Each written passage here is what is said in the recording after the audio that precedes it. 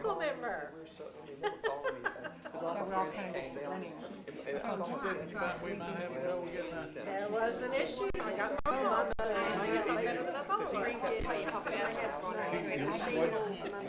That makes you kind of feel good. We short lunch now, y'all.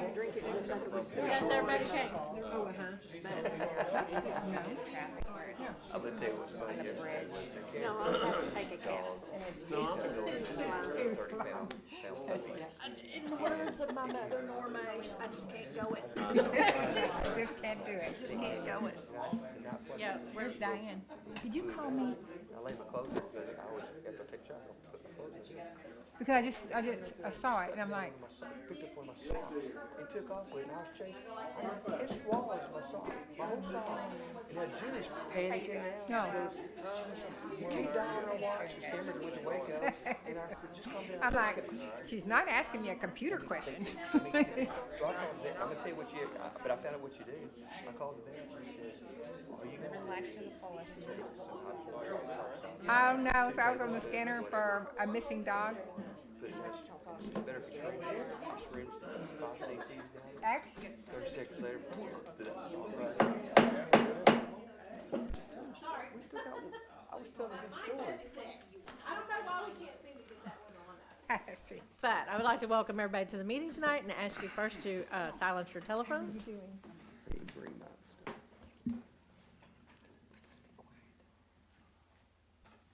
Okay.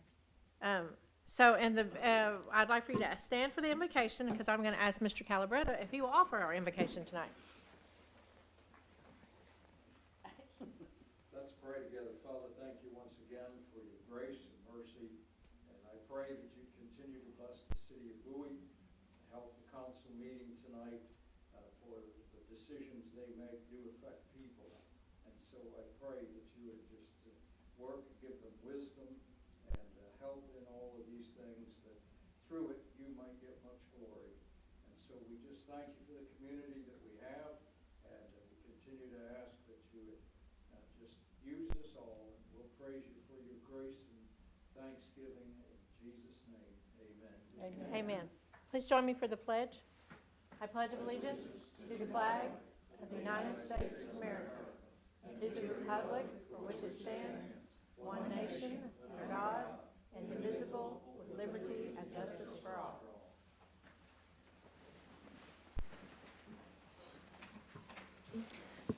First off, thank you for all of you attending tonight, especially since Honeywell is here, and I know some of you had some conflicts, and I appreciate you being able to rearrange your schedules for this. Items of community interest. The only one I know of right off the top of my head happens to be a ribbon cutting for Say Anything Designs this Friday at their new location. So if you can be there, you might want to be there at noon. At this point, I'll turn the meeting over to the city manager for his city manager's report. I've got it on. He's on. They have to bug me about turning my microphone on. I like to leave it off. Oh, okay. As you told you in the email last week, I'm now sure of the fact that we can use the state and local recovery funds for remodeling the police building. There are 3 reasons why I'm sure of this fact. Number one, the U.S. Treasury Department is assuming every local government in the country has lost $10 million in revenue, and the recovery funds can replace the local lost funds, which, and by enlarging the office, we're combating the spread of coronavirus, which is a valid use of the funds. And 3, we can do just about anything we want to with the funds as long as it is considered a normal government service. Refer back to number 1.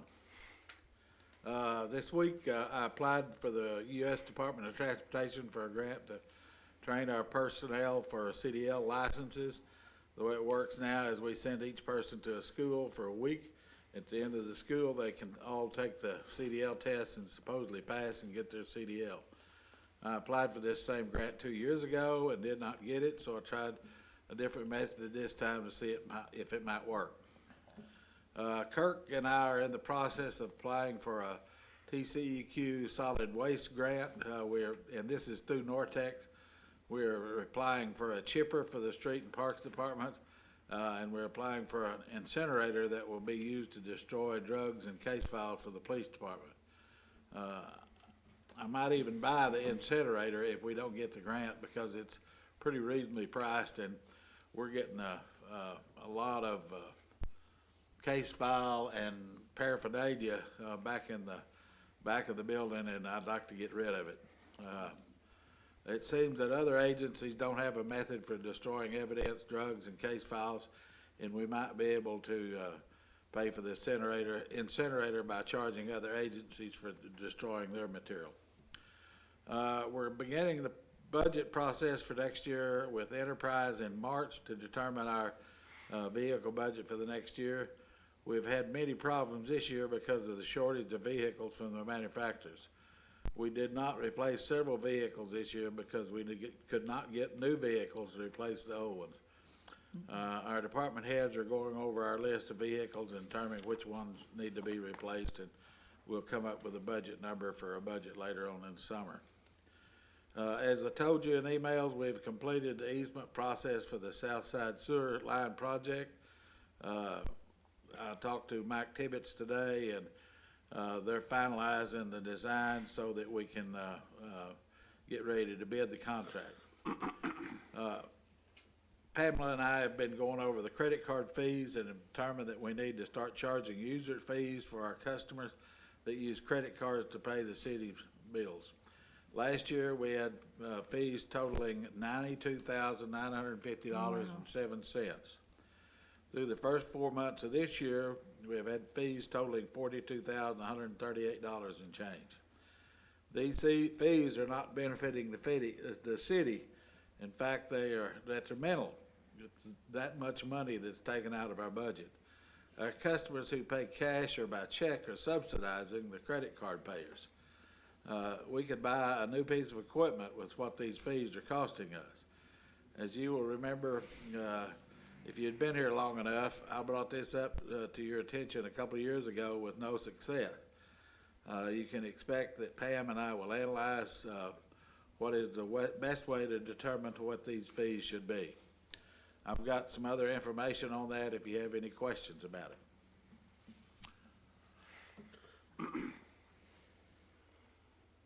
Any questions? What's the cost of the incinerator? Do what? The incinerator, what's the cost of it? Right around 5,000. Oh, wow. I'm surprised we don't already have one. It's really a neat deal. It's like a 55-gallon drum with a forced air blower on it. You open it up just like you would a 55-gallon drum. You drop wood in there and you light the fire. After it gets burning, you put the blower back on top of it, and after it gets going good, you turn the blower on, and it really generates a tremendous amount of heat. And then it has a hatch on it so that you use a deal to drop the material in it to be burned, and you just continue to do that because the stuff that you're burning is the fuel after a while. And then when it's finished, you open it up, and when it cools off, you open it up and you look in it, and there's nothing but just pure ash in the bottom of it. So it totally destroys everything. So, and it didn't make any difference if it's plastic or paper or pills or marijuana or whatever. So it'll burn it all up. We're gonna advertise the days we do that. Yeah. People will show up. Hey, Bert. Well, we've got to have some people standing out there watching it, so if you want to volunteer for that, you can watch the fire. You might want to breathe the exhaust. So I want to say something about the credit card fee investigation that he's been doing, because he did talk to us about this a couple of years ago, and over the last couple of years, I've followed him every step of the way. But when he talked to us about this the first time, the credit card fees averaged about $65,000 a year. So you can see how much business has increased. So as we go along and we learn more about our positions in this job, we learn that we're supposed to be working for the city, for the people, and managing the money well. So this $92,000, for long it's going to be $100,000, and that is a huge number. So I know it may be coming to some of you that's new for the first time, but it is something that we have discussed, and I may go back to writing checks for my payments, but I think for the city it's it's worked well investigated, and I appreciate it for a bunch. Yeah, because I understand that, you know, most places you have to pay that fee, but I do hope that we consider we're not going to try to make money off of them, whatever our fee cost is. I think that's, You can't imagine how much we're having to pay on some of these things. you know, I can imagine, but what I'm saying is whenever we're charged by that, whatever fee we get charged is probably what we ought to charge the customer or not. Oh, I make don't want, money yeah, I off. definitely don't want it to become a moneymaker. Yeah, I I don't just want want it to it be to- a break-even Hey, point. you know, we're not gonna make any money off of it. I can tell Okay. you, we're gonna recover costs. That's all we're gonna do. Okay. It needs to be a net zero, and we understand that. But it's gonna shock you how much we're gonna have to charge on some of the transactions, so. Well, they still send me one book of checks whenever I order them, so. It would be better, and this is one thing that we're thinking about. It would be better if we could get them to, like, where you draft your account at the bank, giving a discount for that. Because, I mean, it's there, it's ready to go, it's not, and basically, when you're talking about what we're paying in credit card fees, the people that pay cash and write checks are subsidizing the people that do the credit cards, because that money is going right back out to them for points on their credit cards. And it's, you know, that's what it's become, is a world of people fighting for points for those credit cards, so they can fly here, or they can do this, or they can do that. And all the credit card companies are giving points. Well, they're giving points because, there's a profit incentive there, so. So you'll bring it to us when we have better numbers and when we can, Oh, I got the numbers now. okay. Well, you guys can expect to see Yeah, that probably next month. Well, I'll put it on the agenda and we'll talk about it, so. All right, let's move on to the next item on the agenda, which is the consent agenda items, the approval of the minutes and for the city write-offs, both utilities and the library. And I hope that you guys noticed that the utility write-offs, even though they're extremely high, they have started to come down. So, I mean, we've had some months as high as $15,000. This month was $6,500. It's not a number I still like to see us writing off, but it's a doable number. So I would entertain a motion to accept all three of those as presented. And thank you, Brent, for the correction. That was my only note, but It was noted. So moved. Terry, second? Brent. Heffley, Aye. Gunner, Aye. Love, Bates, Aye. Post, Aye. and Shaw. Aye. Thank you.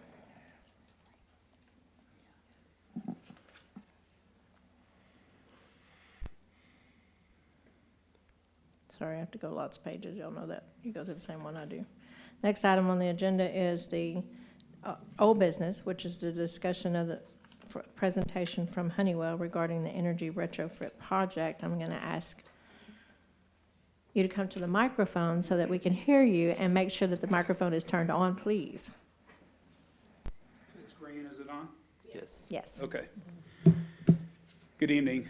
Thanks for having us tonight. My name's Ryan Richardson. I run the government vertical for Honeywell Building Solutions as a division of Honeywell.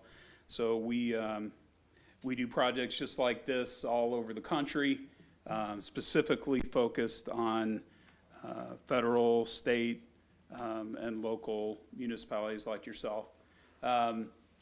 So just to recap a little bit about from the when we were here before, and a little bit about the time we spent in a workshop. And thank you to those of you who could attend. You know, an energy performance contract at its simplest is, and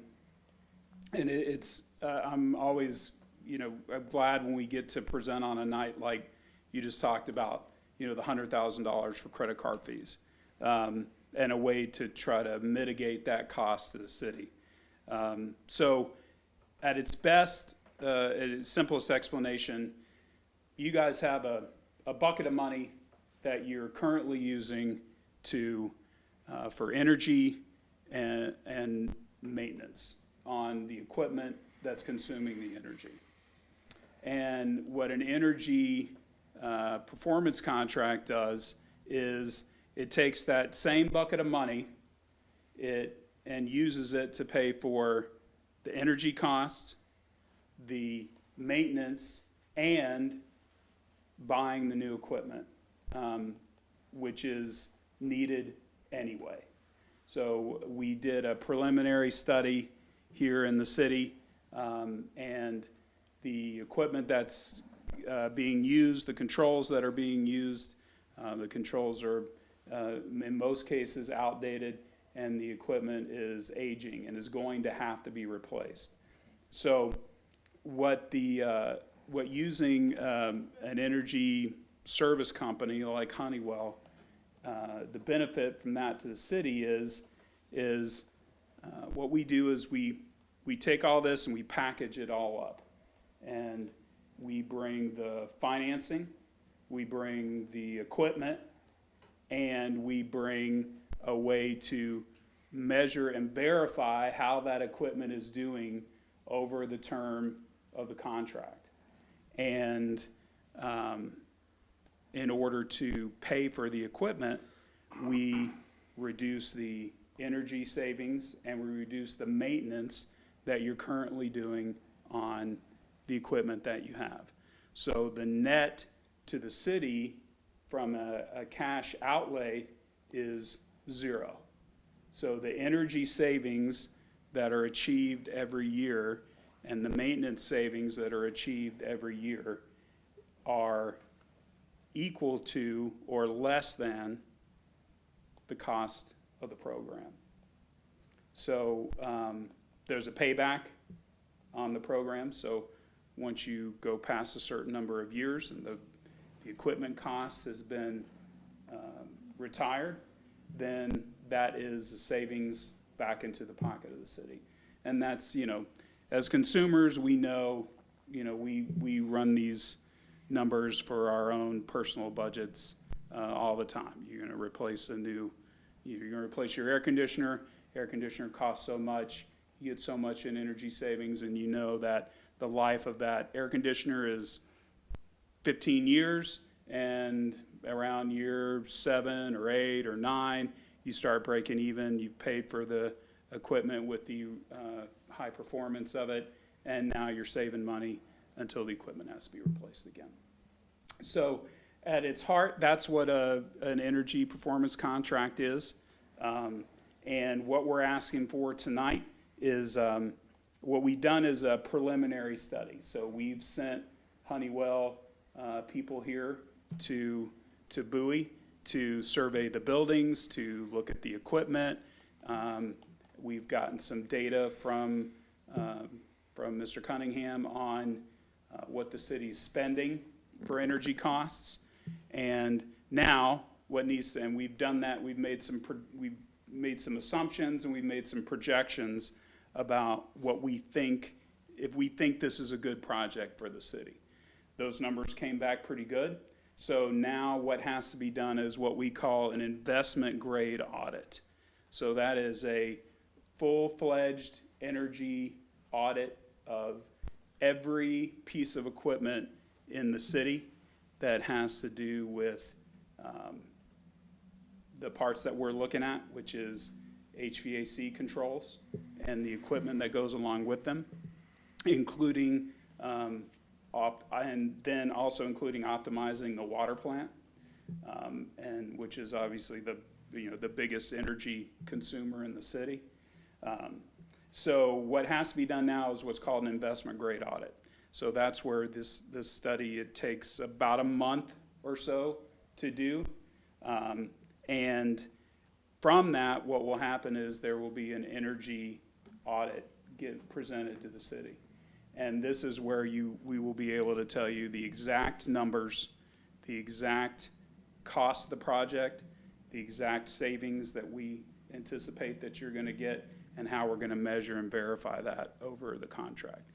That takes hundreds of man hours from a Honeywell standpoint. And so in order to do that, what we ask is that there's a letter of intent that be signed between Honeywell and the city that includes a breakage fee. So the value, if you were just to say, let's say, hire Honeywell as a consultant to do this, the value of the engineering is about $85,000. So what we were asking for is a $19,000 breakage fee, which would say that if we return a positive cash flow audit, meaning that if the study returns that the city is going to break even on the equipment and then begin putting money back in the city's budget, so what we would call a successful project, and the city decides we're not going to go forward with it at this time, and what we would ask for is just a recoup of a small portion of the costs of doing the audit. If the audit returns that it is not a positive cash flow for the city, or if at some point Honeywell decides to change businesses and go do something else for a living, which we haven't done in 100 years, but if that should happen and Honeywell broke the contract, then obviously the $19,000 wouldn't be due at that point either. So again, just to stress, an energy audit is to take the same bucket of money you're spending now and use that same amount of money to also get the needed equipment that that is needed, and improve the efficiency of the city from an energy standpoint. And the $19,000 is only due if the audit returns a positive cash flow to the city that is then, and also lists all the ways in the report about how that is measured and verified over the term of the contract. And all those things and all those terms are agreed to between Honeywell and the city. Then only at that point is the project a go. So this is really just kind of step 3 or 4, and probably a 7 or 8 step process between now and actually executing the project. So I'll stop there, answer questions from anyone who has them. Be happy to do that. So when you're doing this audit, something that we had kind of talked about, like that building behind you there, it's already got plans to be redone, the police building department. Could that be excluded? Because I think that would obviously make it, I mean, there's holes in the roof, so yeah, you can make that more energy efficient. Sure. To just make your budget, but if you excluded that, I'd be more willing to focus on what we already have and making that more efficient, not something we know that's not efficient. Of course, absolutely, yep. So any buildings that we know are, say, next, you're gonna break ground on this project is what, hopefully by the end of the year, I think, or something, in a short amount of time frame. We also have ways to say, well, we're gonna build a new city hall, but we're not gonna build it for 4 years. So we only wanna account for 4 years worth of operational savings. So we're not gonna stick new, we're not gonna put a new roof on a house that you're gonna tear down. And in addition to that, having us involved at this step of the process, and we've also had some call to the architect already that's in part of the design stage here, you would want to have that building obviously be integrated into the system-wide controls. So, you wouldn't want to have one set of controls for the entire city and then have the police department be something different. But the short answer to your question is yes. Yeah. Okay. Josh gonna let me go? Okay, so, say in 5 years this is no longer positive revenue generating, whatever changes the maintenance contract, then what happens? So there are 2 ways to do an energy performance contract. One is without a guarantee, and then the other is with a guarantee. So a guaranteed contract is a little more expensive, like you might expect, just like anything else. Honeywell will guarantee the savings of the energy contract. Sometimes that pushes the payback period out by, say, a year or 2. But we discussed this in the workshop, right? Jason brought up the 100-year summer, right? We did this we can only base predictions on past information, right? But let's say next summer, next year, there's 100 days of plus 100-degree heat, and the energy costs go through the roof. Their energy performance contracts can be written where Honeywell guarantees the savings. So if you save the money, you keep it. If somehow our calculations were wrong and this month it came up $5,000 short, Honeywell pays your energy bill to the amount of the difference.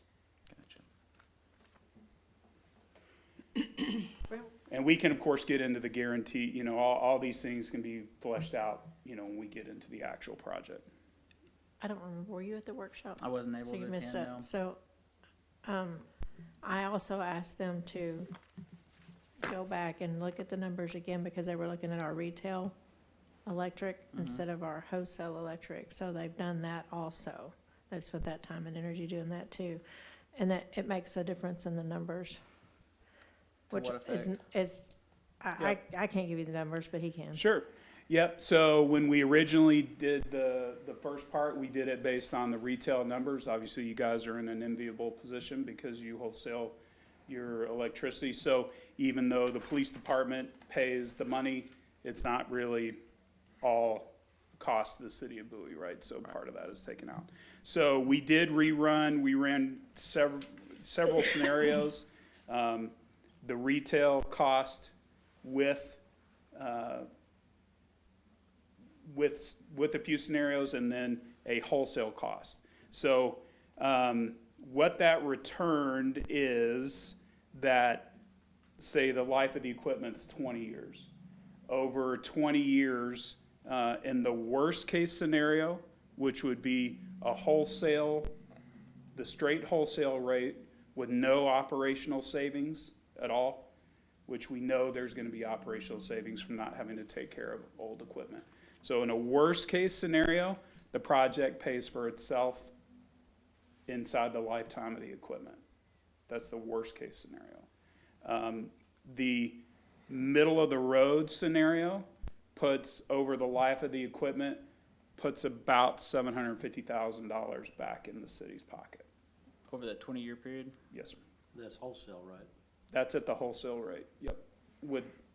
That's with the wholesale rate and some assumptions about operational savings. Does that make sense? Yeah.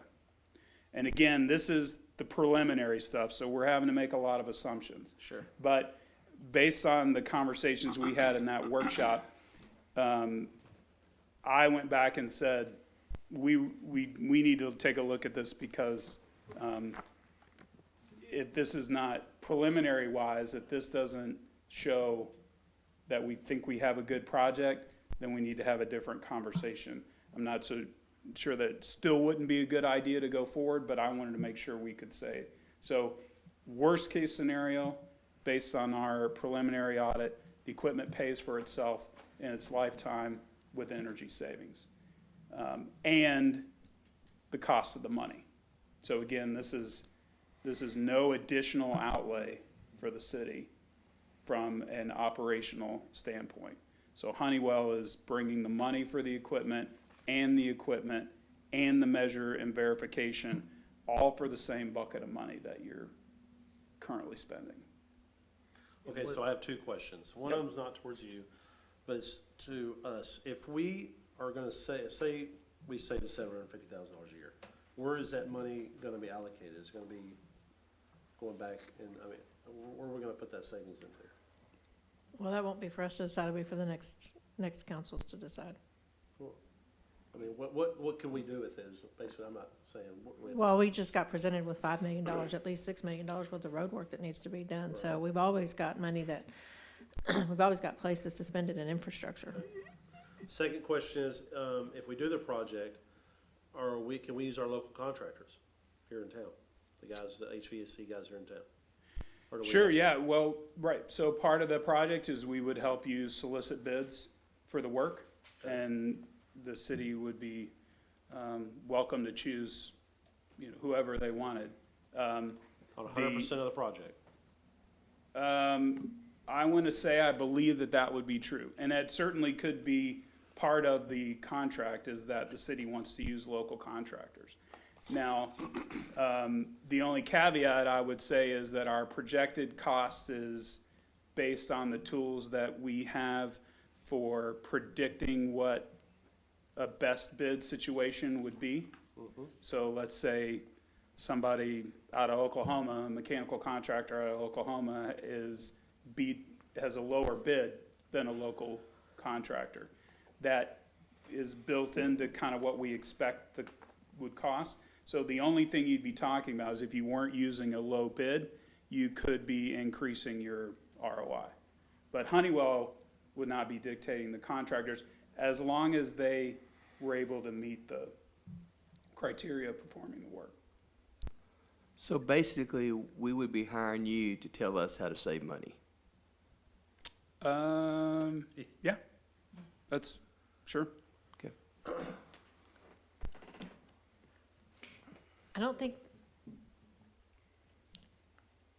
it's not an actual payback of $750,000. Let's just use that number because that's what you gave us as a middle case. It's a non-expense. We're not spending it. So we're not spending $750,000. Well, I mean, but our budget has always been allocated the same. I mean, our electric rate's staying the same, the tax rate's the same, so the money's still the same coming in every year. Right. So that money is still gonna be there. It's just what we wanna spend it on, whether, And that's $750,000 over the life. right, Yeah, Yep. of 20 years. yes. Correct. As far as the initial start, like, so we would just finance 100% of the, like, equipment and stuff like that, or what would be, because you're asking for what, 19,000 to do the audit? Well, we're asking for, yeah, that's again, a breakage fee, right? So Sure. if we decide not to go forward and you guys say, you know what, we'll take our audit and it'll be up for the next council to decide what to do with that. Then, I'm sorry, what was your question? I guess basically I want to know, like, what else will we have to come up, like, money-wise? What will we be spending on an annual basis towards None. that? So it's gonna be Nothing paying more for than what you're itself. spending right Okay. now. That's what, Yep. And if the project goes forward, obviously the $19,000 is, is part of, the investment grade audit is part of doing the project. Brent, we're spending money, we're just not spending it where we normally spend it. all right, We'll be spending it to give to them instead of wherever else it's been going to, I in understand. hopes So that we get a what is- savings. What Honeywell is trying to tell us is they're gonna save us enough money each pay for year to pay for it. And so that's where he comes up with this coming out of the same Sure. bucket. We're not having to add to it. Now, I'm skeptical. I won't lie. It's hard to see where you're gonna pull $37,000 a year out of the air for us to save. But I mean, I know the audit will take care of that skepticism if it's done and if we actually see the numbers. But that's what they're telling us I agree with you. is It's- we've still got a bucket of money. If we're on step 3 or 4, I'm still on step 3 or 4, because, I mean, even spending the 19,000 is kind of iffy for me, because I just don't know if I see it all the way through making sense in the long run when we got so much other stuff to be doing. I'm just conflicted on whether even the audit's worth it or not. Yeah, because if it doesn't make sense to us, I mean, we're gonna explain it to the people out there. Yeah. Because they're the ones that's actually paying for this. And, unless they see some kind of a savings or kickback on their end, then it doesn't make sense for them to let us Okay, well, do let's not this. use the word kickback. And it's not necessarily, it's not necessarily giving back as it Right. is not taking more. Well, That's where this comes in at. if they're the ones paying for it. And they're paying for it today. Right, but So- a little bit here and there. Yes. Not $5-6 million or whatever the system is 4 or 5. No, it's not in the millions, dear. Yeah, it was. It was No, it's million. $500,000. It started Half- out half as, a million, It's I'm sorry. about Yeah, a it half started- Half a million. Half a I'm million. sorry, you're And right. yeah, don't I freak think- people out. You're being recorded. Yeah, that's right. So it's we're projecting it's about a $500,000 Right. project. And I think the important part there is that this is money that is going to have to be spent. The equipment I mean, some of it is in need of replacement right now. And so if the money doesn't come from a program like this, that is money that is going to have to come out of the budget as a straight spend. So if you say, you know, if they come to you, the Public Works Department comes to you next year and says it's gonna cost $225,000, that's $225,000 that you've got to find to come out of the budget somewhere.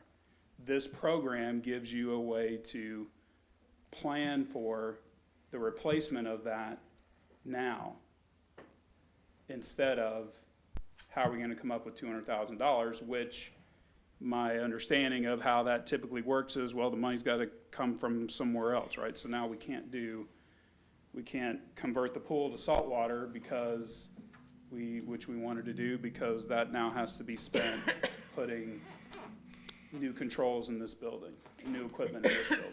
But that just means basically that we're financing that money, correct?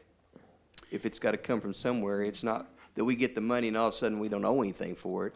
We either pay for it now, or we pay for it later, is the way I'm understanding. If I'm wrong, correct me.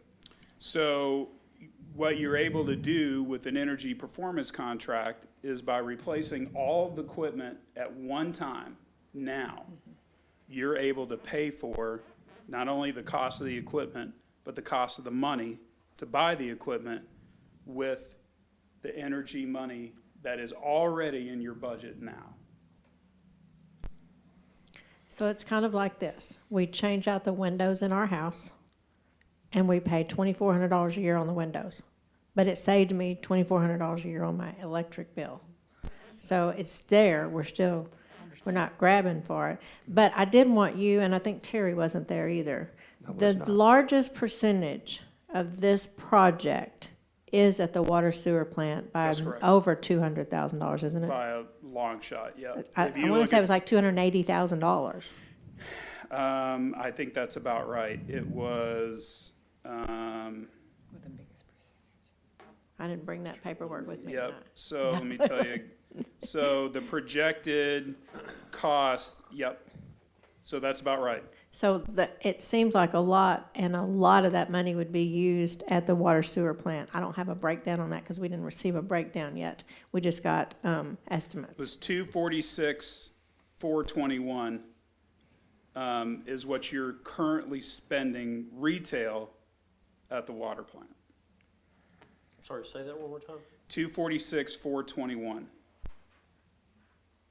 And again, that, that bar's, and then, and then, the second place is, 35 grand. And it kind of goes down from there as far as what you're spending now. So a big part of the savings is going to be achieved by optimizing the water plant. Yes.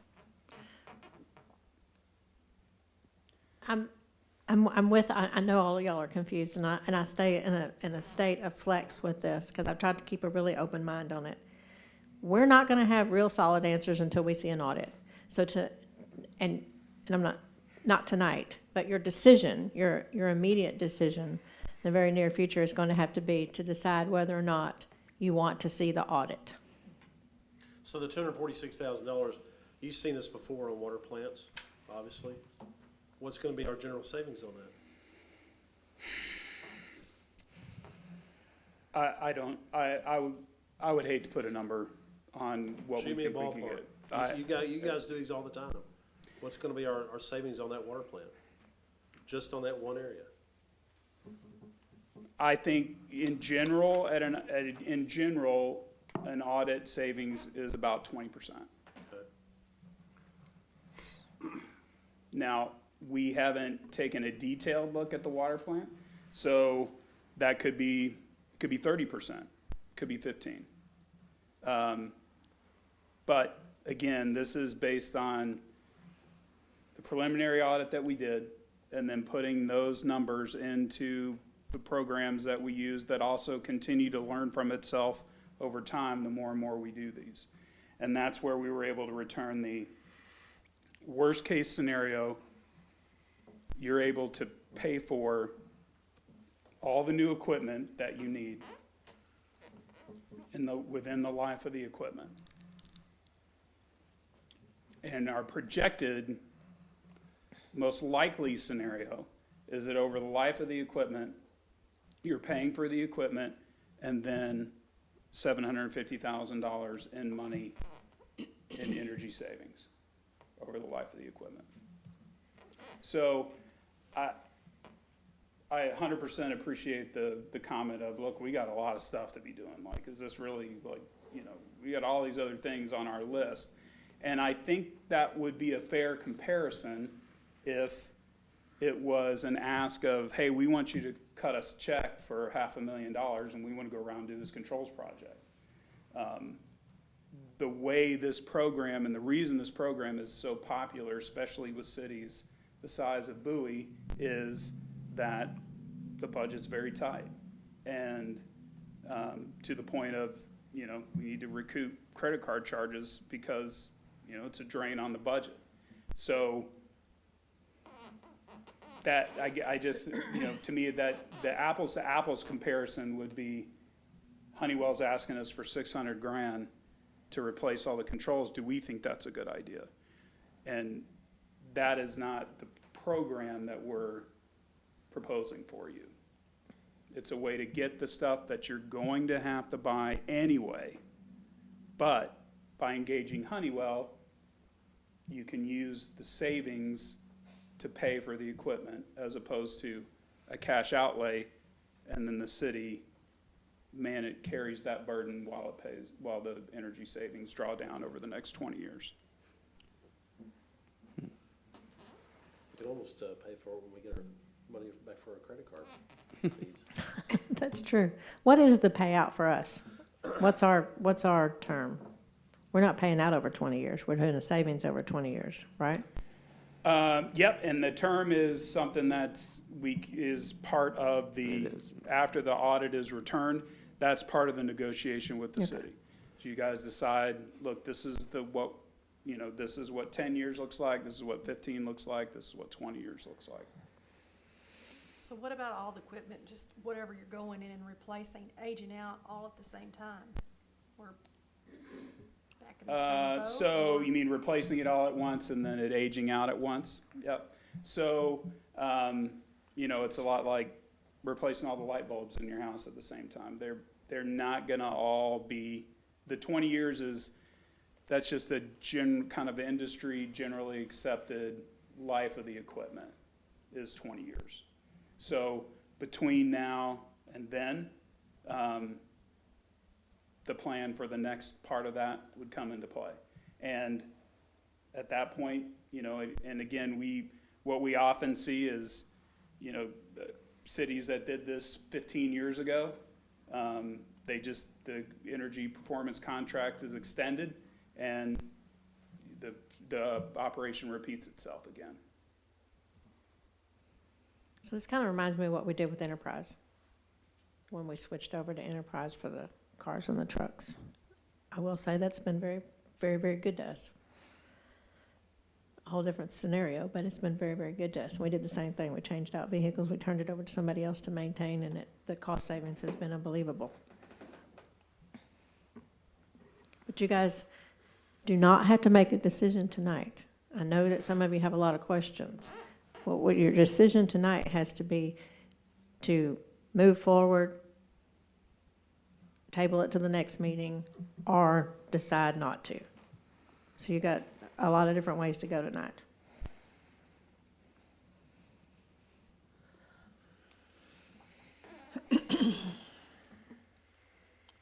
Anybody have any other questions for Ryan specifically? You will at about 9:30.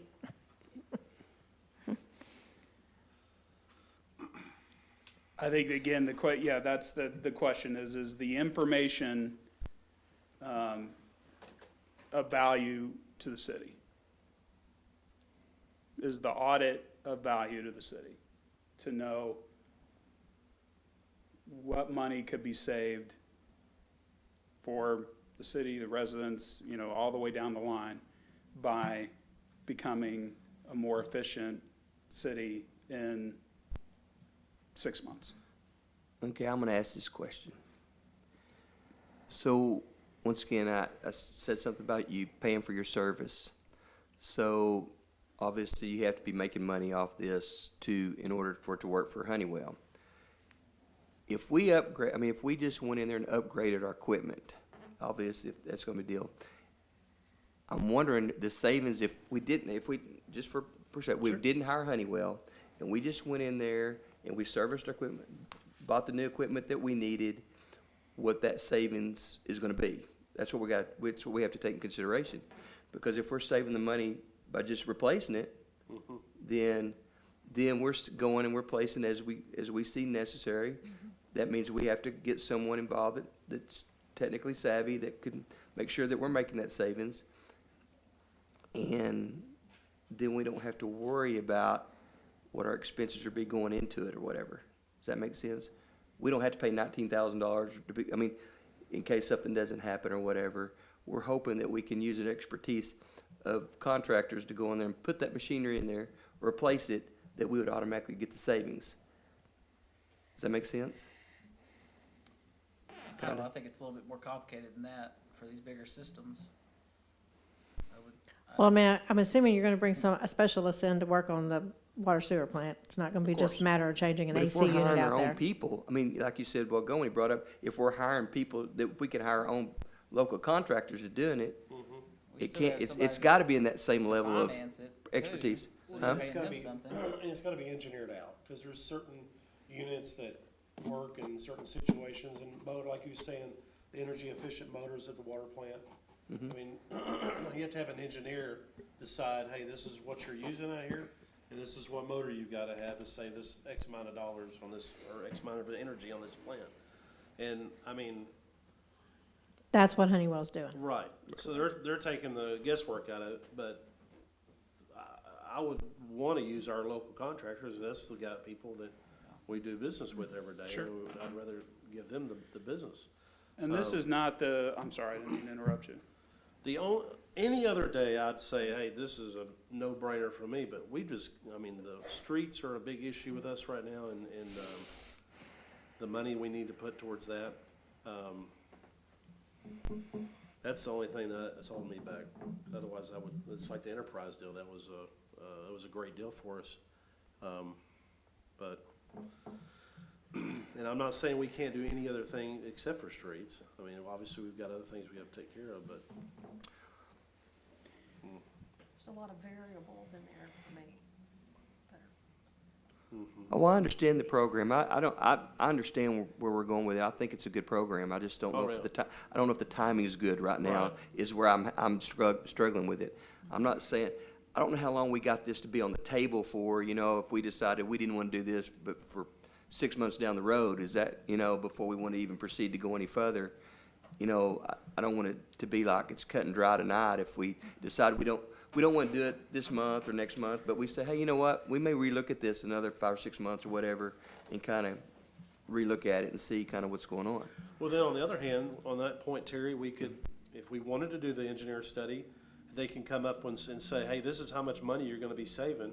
This is how much money maybe we could, allocate towards other programs. we I want. think you're right. If we think gonna like the program, then we might as well go ahead and do the study. Just because we do the study does not mean we have to do the full-blown program. I mean, how long, what kind of time frame do we have there on that? Between the study and the execution of Yes, the sir. program, the only thing that you'd be looking at, the energy study is gonna be the same. The only thing you'd be looking at is the cost of the project. So the longer you wait to do the project, you have material escalation. And I think that's probably worth mentioning, in that the times that we all know we're in right now is that the material escalations that are going on right now, I mean, we see it, right? You can see it at the grocery store. So by planning this program with Honeywell, you are also eliminating the risk of material escalations for the city. So as far as the last 2 years, I could tell you the price escalation for a case of chicken, but what about for for air conditioning Probably not systems. that far, it's probably not that different. So 3 times the price. There are some controls that we're seeing that are 200% more than they were this time last year. I mean, I can tell you that we just redid an estimate for, a control system that was done in September of last year, and it's gone up 30% since September. So from the time that you do the study, so you have like 4 months to give the numbers? I mean, you have the So- numbers, but you have the consent to go ahead. Sure. At that price, and is 120 days, is that right? So the letter, the LOI that we're asking for is good for 120 days.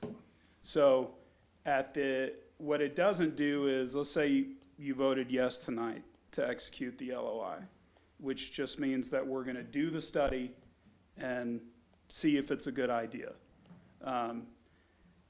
From the time that you guys sign the LOI, what the LOI binds you to is Honeywell for the 120 days, for that period of time. So what we'd be saying is, we're gonna allow time to do the study and negotiate a contract with the city. And then we're either gonna execute it in that time frame, or the letter of intent expires, and you guys are free to go and do whatever you like. But that price is locked in though. Correct. For 120 days? When we return the energy audit and say, this is how long, at the time that we say, this is what it's gonna cost you, because when we return the audit, I mean, let's talk about that process. So we're gonna do the audit, we're gonna come back and either present here, or what I'd recommend is a workshop like we had before, where we can really dig down into the details. So there'll be things in there that we want to talk about. Do you want to do it this way, or do you want to do it this way? But from the time that Honeywell gives you a proposal, there'll be a period of time that you have to execute that. It probably wouldn't be 120 days. There'll be an expiration on the proposal. Usually standard is about 60 days. So let's say once you get a firm quote from Honeywell, then you have 60 days. And it can be extended, but especially like we're dealing with right now, often if you were to extend a quote past that, you probably would experience material escalations. The other part of that I just want to mention, as far as the construction industry goes right now, is the lead times on on-demand equipment would probably shock you. So if you had it wouldn't shock you? Terry. No, this is a guy who's in the construction business. Well, it takes 8 months to get brick, I can imagine. Right.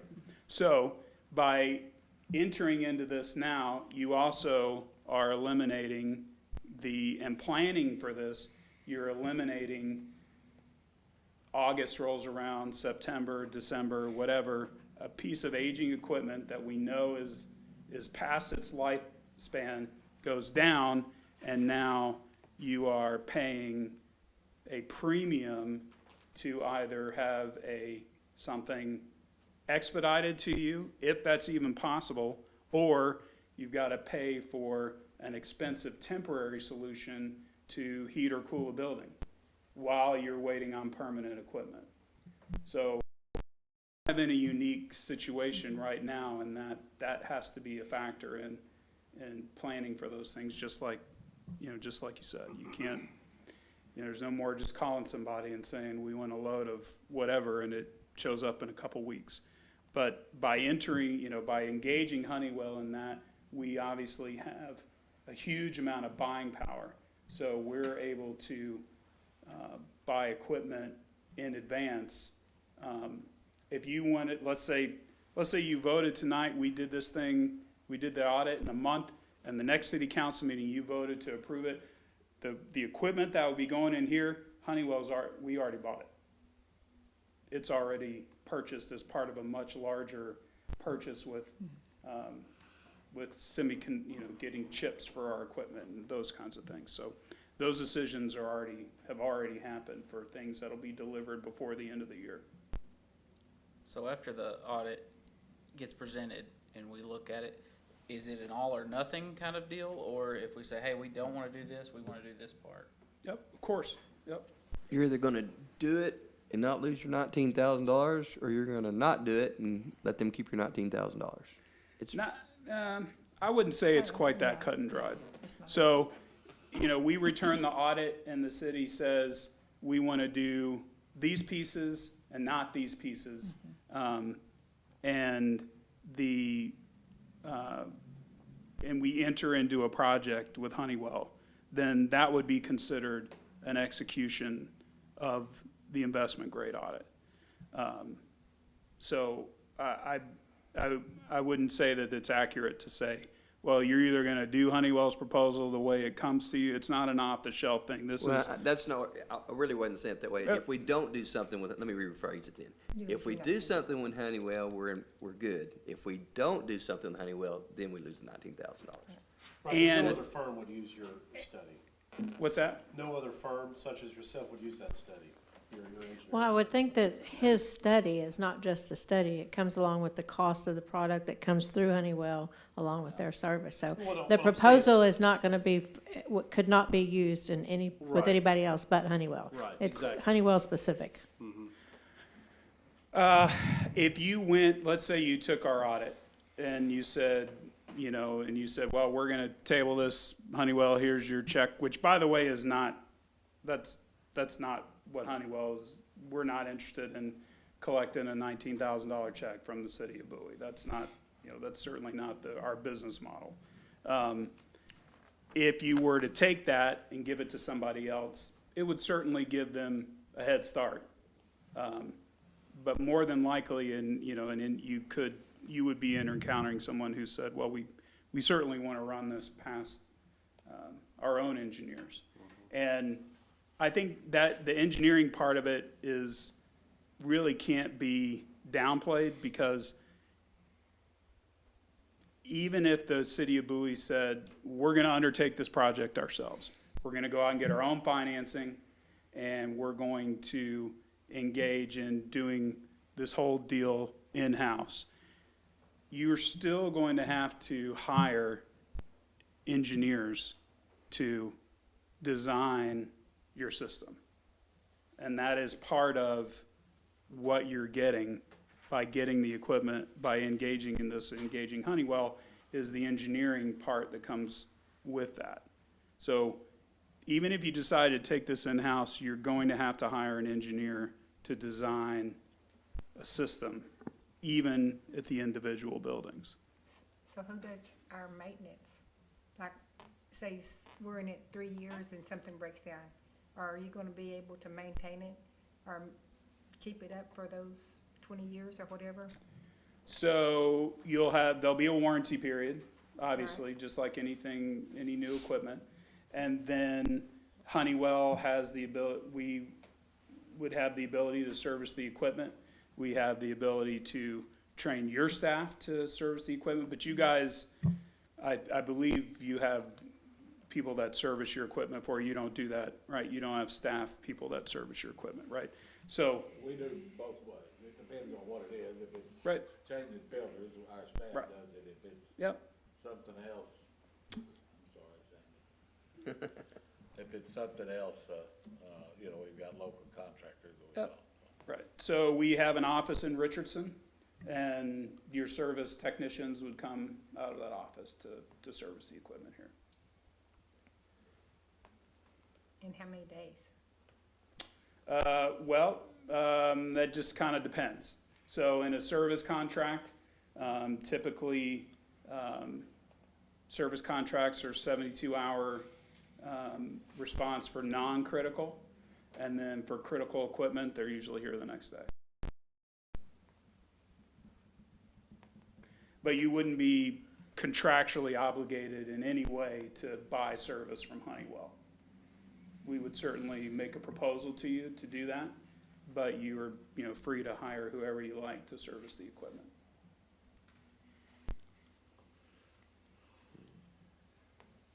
So I think Has he come close to answering your questions? good. I think the only thing I'd leave you with is the big difference here in this program and what I hear on a lot of proposals that we make, just straight up proposals to cities who've asked us to come in and take a look at buildings, is that this money that you're using to spend on this program is money the city is currently spending now. So this program doesn't take money from any other program that you have, that you want, that is on your list. So it doesn't push things down the list. And reiterate, if it costs us money, it costs you. Correct. That's the most important thing I think we need to hear. That's right. Yep. If the energy saving calculations are wrong and it ends up going over budget, then that's part of Honeywell's part of the contract. So who calculates that? So the calculations are spelled out in the contract about how things will be measured and verified. And they're measured and verified with testing equipment and by your energy bills. So there are some, that's all spelled out how those things are taken down. And I think we talked about this in the meeting, so there's a set cost for how things should operate, right? So the lights at the football stadium go on at a certain time and turn off at a certain time. And in a month, we decide that you're gonna open the football stadium to hold a, disaster relief staging area. So the lights in the football stadium stay on 24 hours a day for 3 months. Well, that's an unplanned energy expenditure. And all that is very clearly spelled out. There are no surprises on how things get calculated. And on some pieces of equipment, there are installed meters that measure it all the time. And then the other parts of it are measured periodically to see how they're doing. But the biggest indicator is your energy bills. Your energy bills going down, and by how much? Okay. Thank you, Ron. You're welcome. Thank Thank you. Appreciate it. you.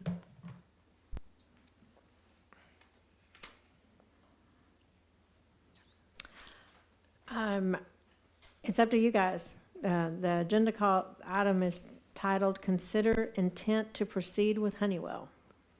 That will require a motion to move forward, to table, or to suspend. I make a motion, we go ahead and do the letter of intent with Honeywell, do the audit. Mr. Love, motions to move forward. Do I have a second? I'll second it. Ms. Post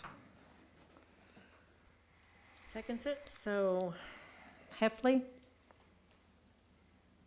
So this would just be the 19,000? yes. Can we discuss that in Yeah, there? yeah, you sure. Yes. Yeah. Because Yes, you didn't we offer can any discuss that. discussion. Because based on the motion, what I was hoping to do was, you jumped out there before I got a chance to, what I've liked to have done was to table this for, just because I wasn't at that meeting, and I apologize for that now.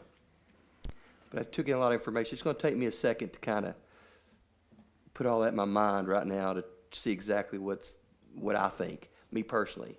So personally, what I would have rather done was table this for one time for me and then make a decision based on our next meeting. I would second that motion.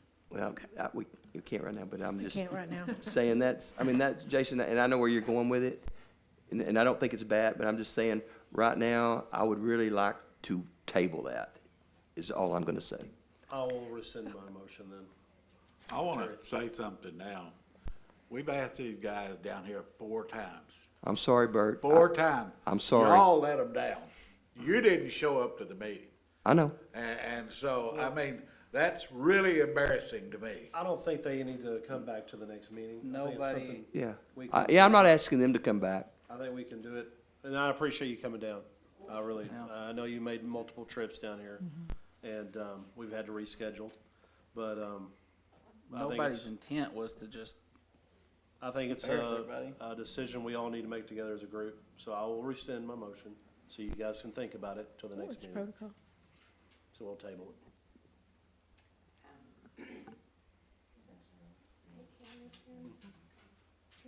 I'll make a motion to table it till the next meeting. then we'll Okay, change so you're it. changing your Change the motion yeah, to Change the table. motion. Okay, And I'll so s- it, And I'll second that. do you, I need a second for I'll that. second that. So And Gunner you- Again, seconds. you don't have to come next time. If you want to, if Honeywell pays you for the miles, then come on down.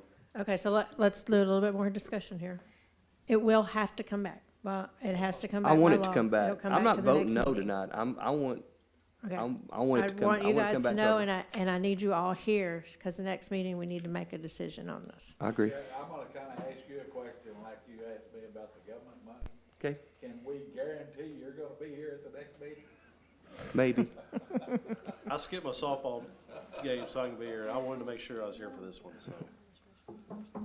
But I think it's important for us, guys. Oh, yes, and you can't all talk about this outside the meeting, so don't forget that either. So if you have questions, please come to myself or Bert to get those answers. Please don't. We can talk no. about it right now, though. can't Yes, you can. we? But, I think it's something that the city's fixing to be faced with, whether we take 2 air conditioners a year and change them out. At least the audit will give us the direction of what we need to do, and if we wanna use Honeywell, then we can, and if we don't, at least we know where we're gonna go and what needs to be changed and what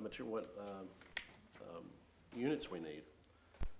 Cause that is a problem, especially at the water plant, but then some of the units like at the community center, I don't feel like we need to change. I think some of those things out there are hardly even used, or they're still brand new, because some of that stuff's brand new. That thing's over 10 years. It's over Well, I 10. know, but it's not used every day like the police station and everything. Every day. But those will all be conversations that we have Right. once they come back with a proposal. Yes, Ryan? Sure, go ahead. Yes. The engineering study is gonna tell you a whole lot Oh, of yeah, things that you yeah, no, I agree. First of all, thank you guys for taking the time to consider it, and I appreciate it. I really like that it's not something that is being entered into lightly, because again, like I said, we're not in the business of running around doing investment-grade energy audits and spending hundreds of hours of time for projects that don't go forward, right? So we want to have at least a reasonable chance that we think this might be a decent idea. So I do really appreciate the time you guys are taking. I want to make sure that we get everybody's questions answered, and if there's regulations about, or rules about speaking about it outside of this, is there a way that we could? It's among us, it's among us. It's among speaking you it. guys. It's among Okay. us. We can't get a quorum together to speak about it outside this meeting, is what she's saying. 10-4. So we had to call a special meeting to have your workshop. And so if that were to be necessary, I don't get the feeling after tonight that will be necessary Okay. again. So, but that was my instruction to them, to just make sure there was no walking quorum. So if there are questions that kind of come up as a group, or if you want to collect, like, hey, we didn't catch this, or could you explain this again? You want to submit them to me in an email? I'd be happy to respond to those in writing so that you have them. Or if you're inclined and the rules allow it, you're certainly welcome to reach out to me individually. I'd be happy to talk through anything with you, and Bert has all my contact information. And to be honest, guys, the ones that were at the workshop, the same material he told us today was what was told us. Last time, he just had the retail rates, not the wholesale. That's what we were waiting on, was wholesale rates. So, Thank you, So, Ryan. however, I can equip you to make a good decision. Okay, I appreciate that. Sure. Thank you. All right, so we have a motion on the table by Mr. Love and a second by Mr. Gunner to table this until the March 14th meeting. So now I'm going to ask for a vote. Heffley, Aye. Gunner, Aye. Love, aye. Bates, Aye. Post, Aye. and Shaw. Aye. Ryan, thank you. And I don't think it'll be necessary for you to be here, but if you wanted to come just so you could, Well, But that's entirely up to you. I had a chance to have any pie, so Jason, I told you. We're closed at nights, man, I'm sorry, except for Friday nights, so. He's been wanting. I could, I could just bring a pie. You for can everybody. just bring a pie, okay? Just bring a That'd be pie. Okay, yeah, just easier. bring a pie for him. All right, let's move on to the next item on the agenda, which is the new business to discuss the appointment to the Planning and Zoning Board, and Mr. Calabretta has come to talk to us about that. All right. I first want to apologize, I didn't have my earpiece in, so I didn't hear. I don't hear real well, so, just so that you know that. Yeah, we're looking to replace Justin Hoffman, who in the summer sold his house, and because he sold his house, then he no longer is a resident of Bowie and can't be on the Planning and Zoning Committee. So we didn't know that. I think there was some miscommunication. We did say to him when we knew that he had his property sold that, if he had rental property, if he had some other property that he was paying taxes on, that he could still be on the board. And I think he may have heard that as, if I'm renting somebody's property, then I can still be on the board. And I'm not quite sure, but in January, we all had to submit, again, application, if you will, to, make sure that we're willing to serve and that we qualify to serve. And at that point, David Rainey was not able to confirm that Mr. Hoffman had any property that he was paying taxes on. And so no longer eligible to be on, then he resigned January 28th of 2022. So that's kind of what happened with that. We thought that he understood, and maybe he didn't. We don't, I can't judge that kind of thing. But this Bradlee Summers has filled out an application and is willing to serve, wants to serve and help, and he does qualify. So we're asking that you would approve him to fill that unexpired term of Justin Hoffman. And I'm open for questions, and because I have my earpiece in, I think I might be able to hear you if your microphone is on.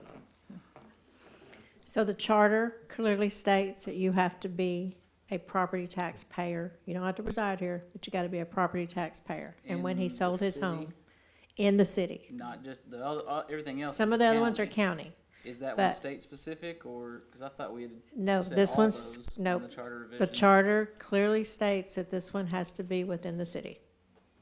So, and it's just what it is. So it's unfortunate, but he is no longer a property taxpayer within the city limits. And if we're gonna follow the charter on all of our other boards, and this was a necessary item. He is being considered to be on the board of another. Yes. Yes. Require that. Right. So we have, Do that in a meeting. we need a motion from the floor to accept Bradlee Summers for the Planning and Zoning Board. I make a motion. Bates, do I have a second? Second. Love. Heffley. Aye. Gunner. Aye. Love. Aye. Post. Aye. Shaw. Aye. And Bates. Aye. And unless we have any public comments from the floor? I'd like to make one. Yes, you do. Okay. Terry has a public comment. Hey, I forgot I about just that. think this is important to our community, and I think this should be noted here that, I don't know if many of you knew that there was a lot of people in Bowie this weekend. Did anybody notice that? We had 80 teams that came to Bowie this weekend and played in the Bowie Bash basketball tournament. It was a huge success. There was a lot of great basketball out there. And I think it's important for the citizens to know that if they notice that all the motels are full, the restaurants are full. People were calling us just telling them how much they appreciated us sending those people out there. Jason, y'all were probably pretty full. So, you know, there are good things that go on in our community, and I'm really proud of the ones that put that thing together and it made such a success out of it. And I think our citizens need to know that there are good things that happen in our town. So I just wanted to touch We need base to on have it that. every weekend. Every weekend. I'm out on that. Okay, any other public comments? If not, I will close the meeting at 7:14. Oh, wow. That was a long meeting.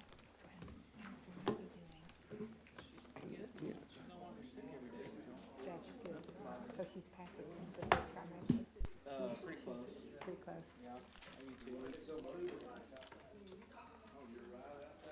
That's awesome.